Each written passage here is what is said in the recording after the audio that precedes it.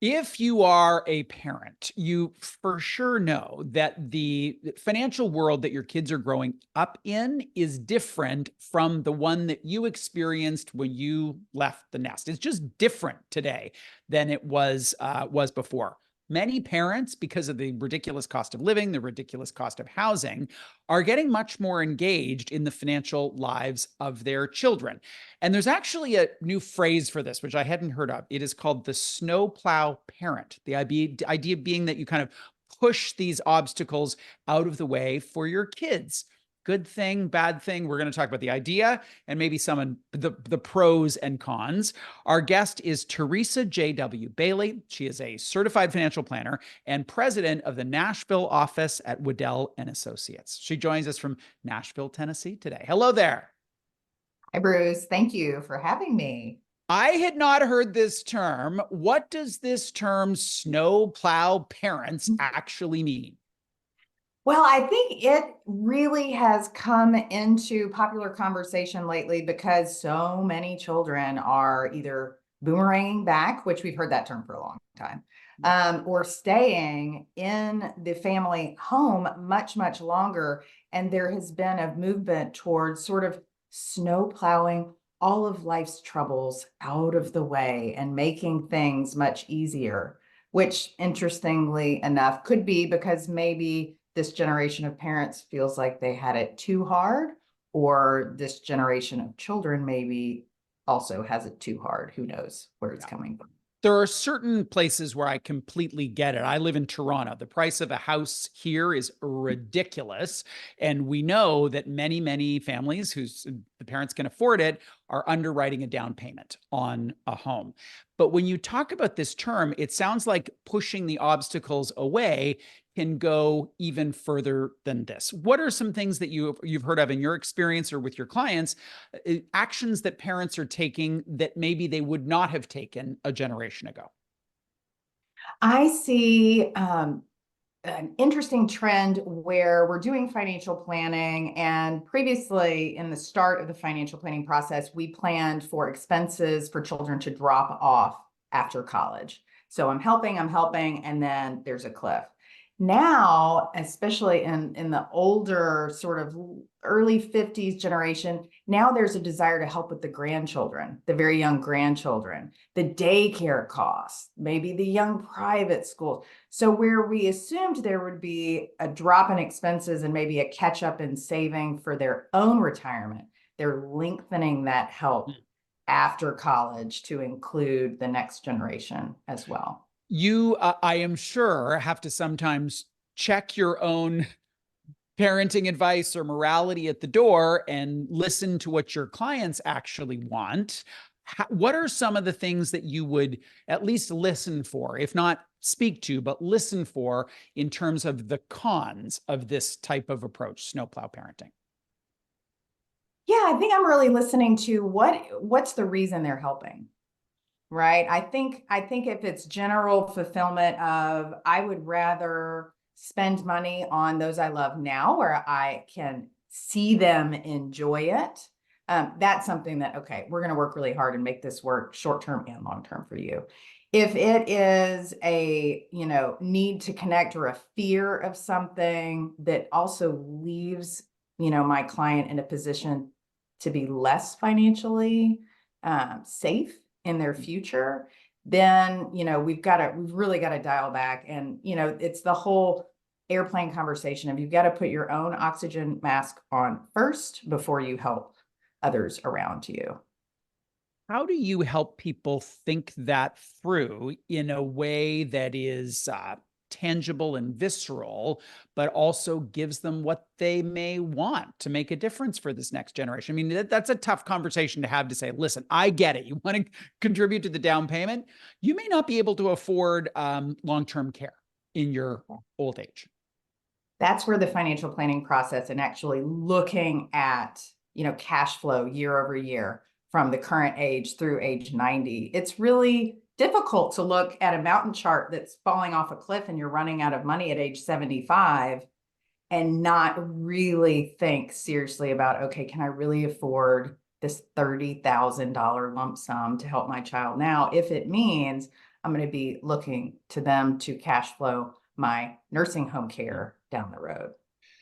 I am sure you have a good amount of exposure to that next generation. Either you've met them directly, maybe some of them are even your clients. There are pros and cons to parents engaging in the financial lives of their children, but one of the cons can be a delay at the time in which they learn the things that they really need to know in order to be financially independent. Weigh in on that notion. Am I making it too big a deal?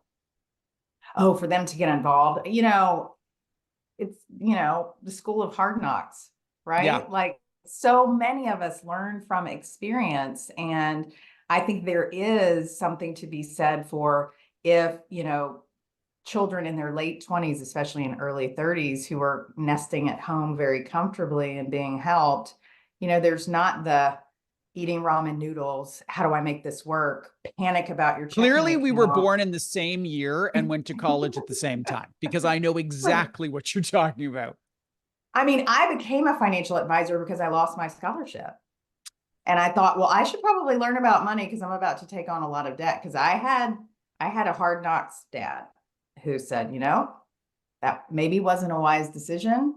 You're on your own, kid.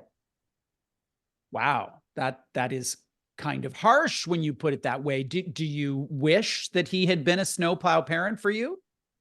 No, I love my career. It worked out really, really well for me, really well. And he was a single dad. Everybody has their own experience. I'm certainly grateful that I was placed, into the frying pan, as they say, and I had to figure out how to deal with it all. But I have a daughter. I'm very compassionate towards not wanting to see your children suffer. I mean, nobody wants that. But if you have a capable child who can get out there on their own and you maybe haven't saved enough for your later years, some tough love could be in order there. What role do you think parents have in terms of, sure, they may cut the check on some of these expenses or the down payment, but you would hope that a part of that, or that wouldn't exclude the wisdom that they have gleaned through their own life experience on how to do these sorts of things. Meaning, what is the role parents have in teaching their children about Yeah, financial that's acumen? it. Yeah, yeah.